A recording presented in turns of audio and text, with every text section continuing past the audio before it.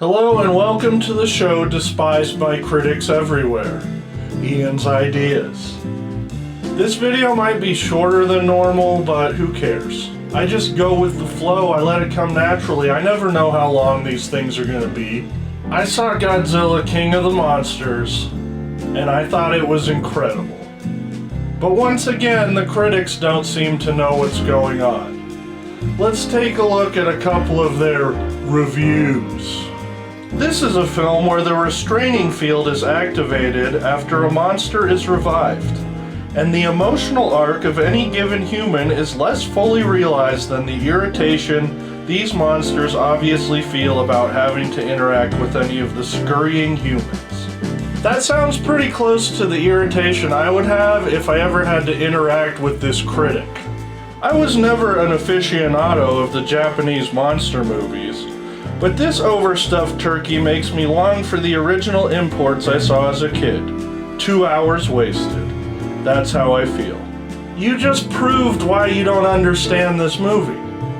I'm not an aficionado of the original Japanese monster movies. So shut up! Godzilla, King of the Monsters clutters its narrative with too many loose strands of plot, while failing to let its title character shine. I disagree. Godzilla is all over this movie and he's fantastic. The movie overcompensates for not enough Godzilla. The fights are very cool, I have to admit, combined with the best special effects money can buy. But what makes it very difficult to sit through is just how loud it is. I really don't understand the complaint here. You're going to a movie with huge monsters fighting each other. It's gonna be pretty loud. There is such a clear disdain for the human element in Godzilla, King of the Monsters. One wonders if there wasn't a way to make this sequel with monsters alone. I mean, it's pretty close, but that would be cool. Stuffed between the monster fights is a finger-wagging ecological conundrum, a globe-spanning chase, and a kitchen sink family drama, all of which are as tedious as they sound. Not as tedious as that sentence was to read. Godzilla, King of the Monsters presents such a preposterous and idiotic plot that even those with expert knowledge of the franchise might find it impossible to follow. You really couldn't follow that plot. The plot's pretty simple. I'm here to see monsters. Okay, so let's break this down a little bit. They seem to be upset that there's not enough focus on the human characters and too much on the monsters. But if you look at the audience reviews, that's exactly what they enjoyed about it, and it's pretty unanimous. Amazing action? Check. Giant monsters? Check. Limited dialogue and human interaction? Check.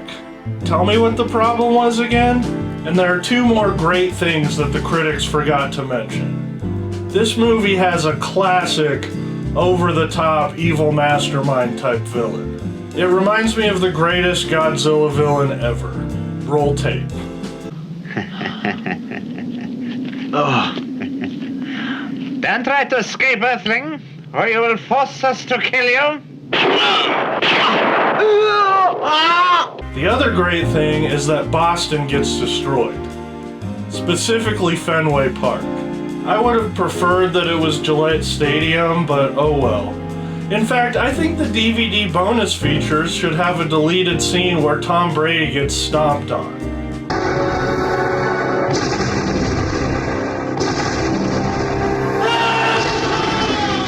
The main point I want to make about critics and critical analysis is this.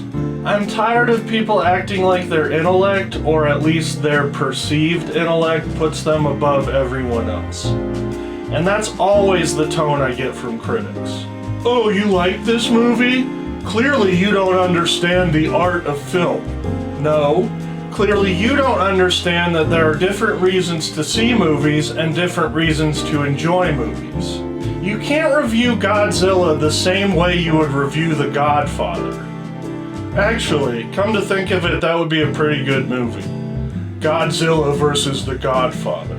Listen, I got a job I need you to do for me, but I need you to keep it on the down low.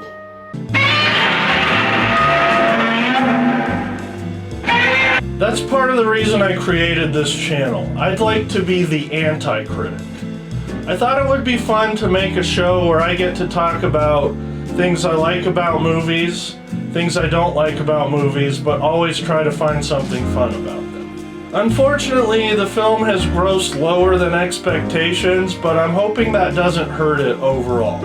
It really sucks that we live in an age where misguided critics' reviews affect whether we see a movie or not. Go see it and make up your own mind. Well, thanks for watching.